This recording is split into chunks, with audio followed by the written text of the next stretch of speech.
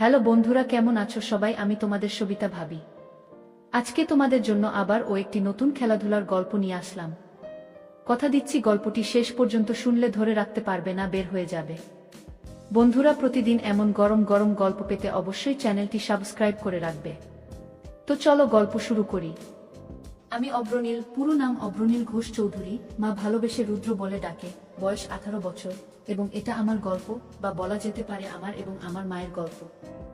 এটা একটা সত্যি ঘটনা, তাই আমি চাই যে আমার দর্শকরা পূর্ণ সত্যিটার সাথে পরিচিত হোক। আমার প্রতিটা অনুভূতি, আমার রস আস্বাদনের তৃপ্তি, সবটাই যাতে আমার দর্শকরা অনুভব করতে পারে।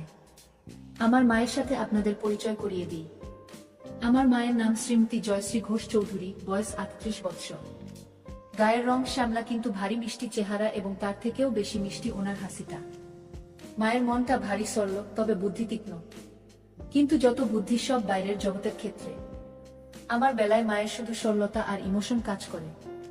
আমার বাবা অনির্বাণ ঘোষ চৌধুরী একজন লেক এজেন্ট এবং কিছু অন্যান্য ব্যবসা করে। মাও কর্মরত। সব মিলিয়ে সংসারে কোনো রকম কোনো অভাব নেই। আমি স্কুলে পড়ি, বর্তমানে ক্লাস 9। বাড়িতে আমরা 3 জন ও আমার ঠাকুমা থাকি। ঠাকুমার বয়স 80 বছর। উনি বেশিরভাগ সময় ওনার রুমেই থাকেন এবং ঈশ্বর আরাধনায় নিজেকে মগ্ন রাখেন।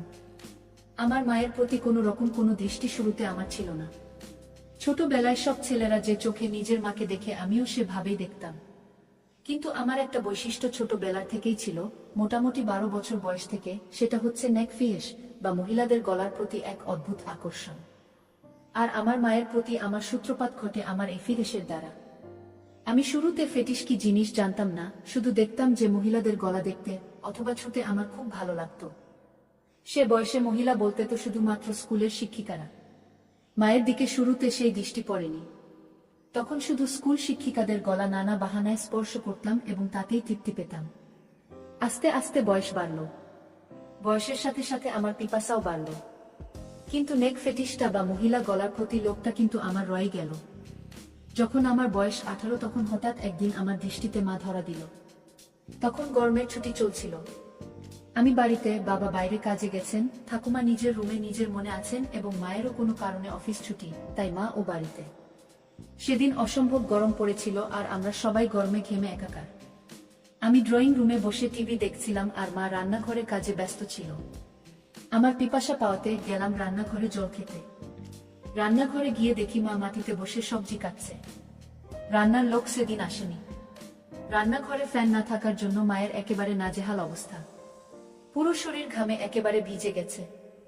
তখনও আমার মনে মায়ের প্রতি কোনো পাপ চিন্তা ছিল না। আমি নির্বিকার মনে জল খাবার জন্য মায়ের পেছনে রাখা শেলফ থেকে জলের বোতল নেবার জন্য মায়ের পাশ দিয়ে মায়ের পেছনে চলে গেলাম। জলের বোতল নিয়ে আমি জল খেতে খেতে সামনের দিকে, মানে মায়ের দিকে ঘুরলাম। মা আমার ঠিক সামনে বসে সবজি কাটছিল আর আমি একদম মায়ের পেছনে। আমাদের রান্নাঘরটা ছোট। মায়ের কাছাকাছি দাঁড়ানো সত্ত্বেও এর আগে কোনোদিন কোনো পাপ চিন্তা আমার মনে আসেনি। কিন্তু সেদিন জল খেতে খেতে হঠাৎ কি মনে হলো, একবার নিচে মায়ের দিকে তাকালাম। দেখে আমি আর থাকতে পারলাম না, অনুভব করলাম আমার ওটা দাঁড়িয়ে পড়েছে। সেদিনই তখন জীবনে প্রথমবার আমার মনে আমার মাকে নিয়ে লোভ জন্মালো। আমি ভাবতে থাকলাম, আমি আমার স্কুল শিক্ষিকাদের ক্ষেত্রে যেরকম বাহানা দিয়ে ওনাদের স্পর্শ করতাম, সেরকম একটা বাহানা করতে থাকলাম মনে মনে। এক সময় আমি মাকে বলে উঠলাম, মা, মা বল কি হয়েছে? মা তোমার গলায় কি একটা আছে? মা আমার গলায়? আমার গলায় আবার কি থাকবে? না মা, তোমার গলায় কি একটা লেগে আছে। মা, কই বলে মা নিজের হাত দিয়ে একটু নিজের গলাটা পরিষ্কার করার চেষ্টা করলো। এদিকে আমি তো নিজেকে সামলাতে পারছিলাম না। আমি বললাম, হয়নি মা, এখনো লেগে আছে। মা নিজের ঘামে ভেজা গলা আর ঘাড় হাত দিয়ে মুছতে মুছতে বলল, এখনো আছে? কি লেগে আছে রে? আমি দূর থেকে বুঝতে পারছি না। আমাকে তোমার গলার কাছে গিয়ে দেখতে হবে।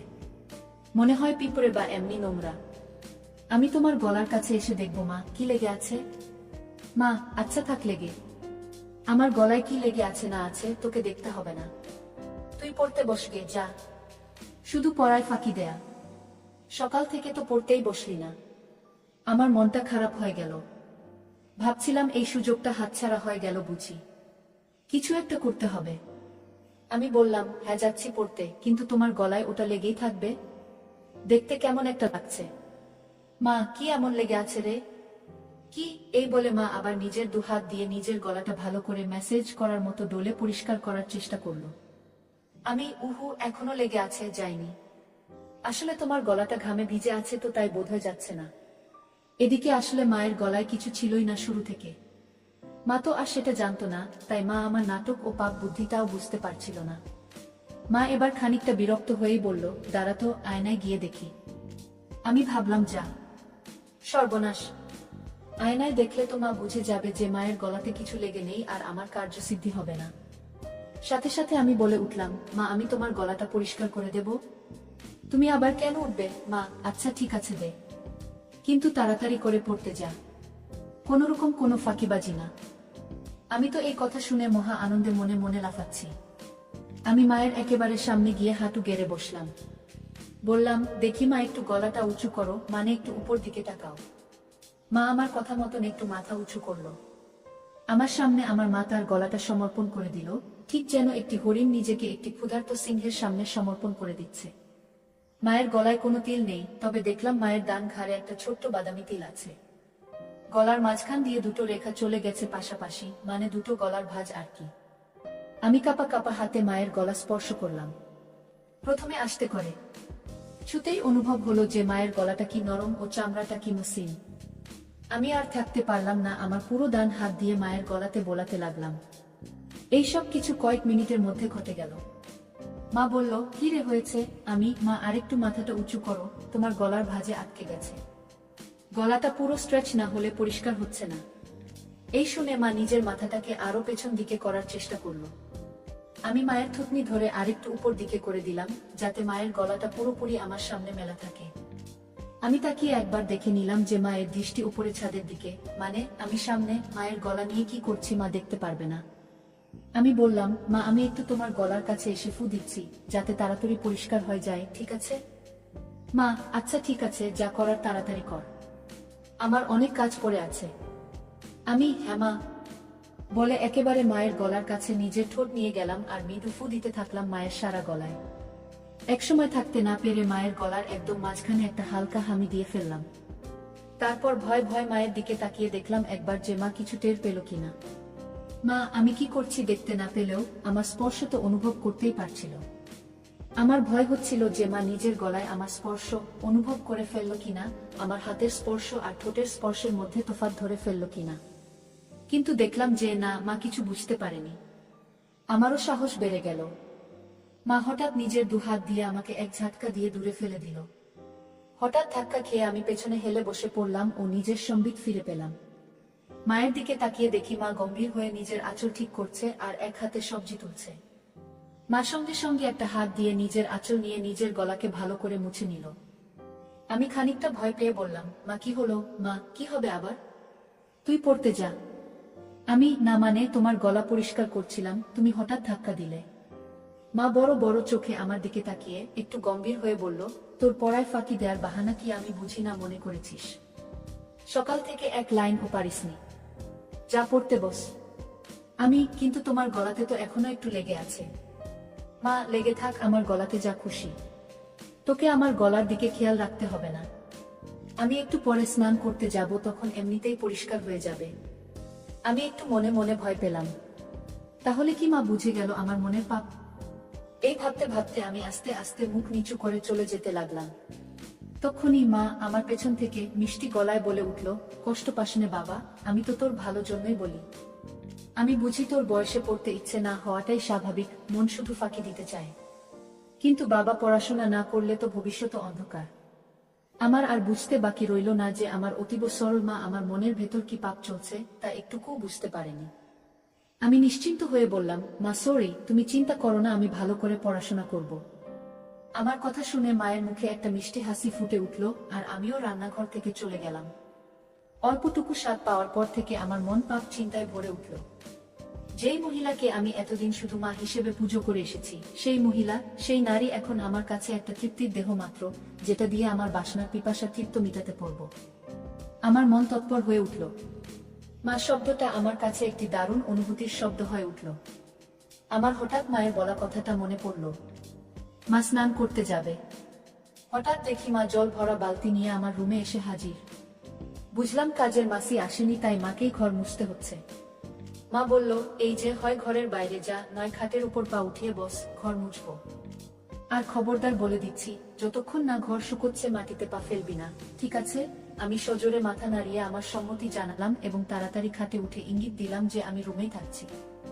মা নিজের শাড়ির আঁচল কোমরে গুজে হাঁটু গেড়ে বসে পড়ল এবং নিজের মতো ঘর মোছা শুরু করলো। আমার খাটে সব সময় একটা পড়ার বই খোলাই থাকে, তখনও ছিল, আর ওটাই আমাকে তখন বাঁচালো, নয়তো আবার পড়াশোনায় ফাঁকি দেওয়ার জন্য মায়ের বকুনি খেতে হতো। আমি বইটা নিয়ে পড়ার ভান করতে লাগলাম। কয়েক সেকেন্ড পর একবার আর চোখে মায়ের দিকে তাকালাম। তাকিয়ে যা দেখলাম তাতে আমার চক্ষু ছানা বড়া হয়ে গেল। ঘরে ফ্যান চলা সত্ত্বেও মা তখনও ঘামছে, সারা শরীর ঘামে ভেজা।